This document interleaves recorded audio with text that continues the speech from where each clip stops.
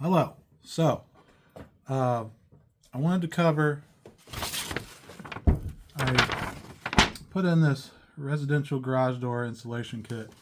I said something on my Instagram about installing it, and because I'm stupid, I didn't record B-roll, but there's some notes that I want to say about it. So far, it doesn't get balmy in here because the rest of the garage that I have is uninsulated, as you see. I've got it decorated with, whatever. But the door was bare metal. And so far, I'm using a, what do you call it? Ryobi. This old Ryobi heater right here. And based on my results, this is like a big single car garage. Basically, what I can tell from adding this insulation, it holds about 10 degrees higher than it did without the door after about, 30, 45 minutes running. And, I can get to a point like if it's 20 degrees outside, I can get it to about 50 in here and then turn the heater off and it'll hold heat pretty well before it bleeds off. So some things of note that I wanted to say about this install. So it says to measure between vertical rail A and B. So trying not to edit this too much, but let me think. So between rail A and B,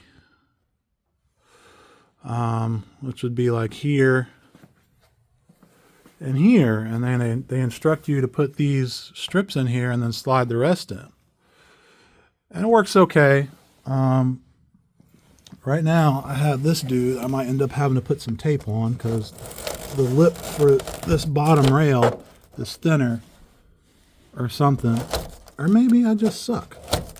I don't know. So I got to figure that out. But there's only a lip on this side. This side is like the opposite side of the C. You know how it's bent? So there's no lip on this side.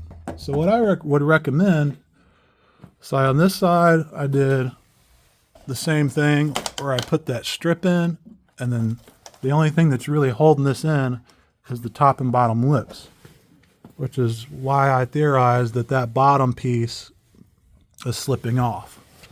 But on this one right here, there's no lip here, but there's a deep lip here. So what I did, instead of cutting on the last one, granted, on the last one, I didn't do this.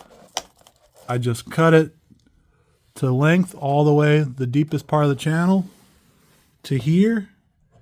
And then it has these, you can kind of see these little slits in it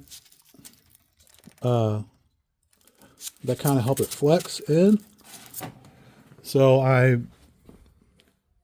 cut it to the length of the deepest part of that and kind of slid it in. The only downside is, you get spots where it kind of crunches. But this one is like the best panel. The last panel turned out to be the best panel to go in. So when you do that, you can avoid having this unsightly things.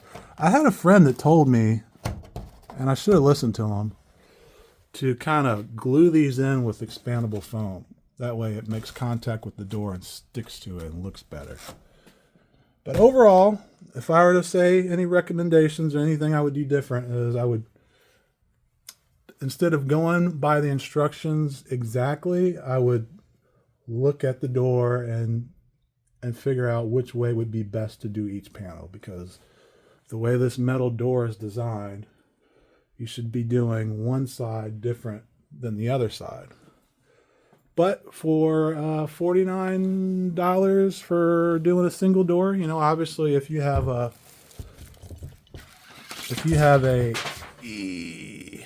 I can't even tell if you can see me.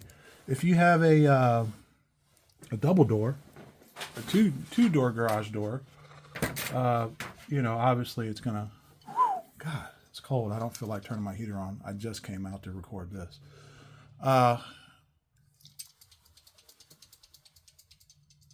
if you have a single garage door, it's definitely worth it. If you have a double, it might be worth it. And then this dude right here is what I cut the foam for. This is really what I wanted to illustrate. Is getting one of these little, I mean, I think this is like $1 in the checkout aisle for Harbor Freight. So you take that dude, and this is what I cut it with. As you take it, and this one's dull, but this dude, it's got this plastic exterior, but you're able to, you know, come on, you know, you cut this out extra long, and then it, whoop. When it's sharper, it does better, but this was able to cut real straight lines. See, I was able to stay on this Sharpie line. But yeah, this little dude, I just impulse bought it.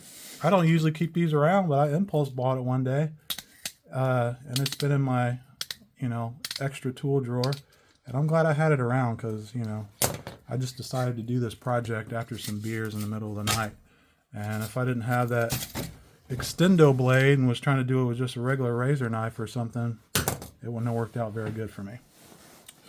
So that's it as far as Q's home improvement suggestions and tips.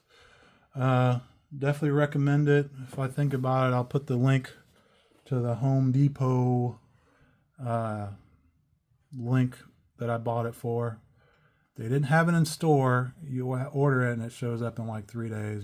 I had it shipped to the store because when I ordered it, we had just got like a foot of snow. So I figured I would save the delivery guy from having to like march it to my door because the box is freaking huge. Yeah. That's it for now. I'm going to go in and eat some porridge or do whatever people that live in the bitter cold do on a day like this. Yeah, thanks for that. I don't know. Goodbye.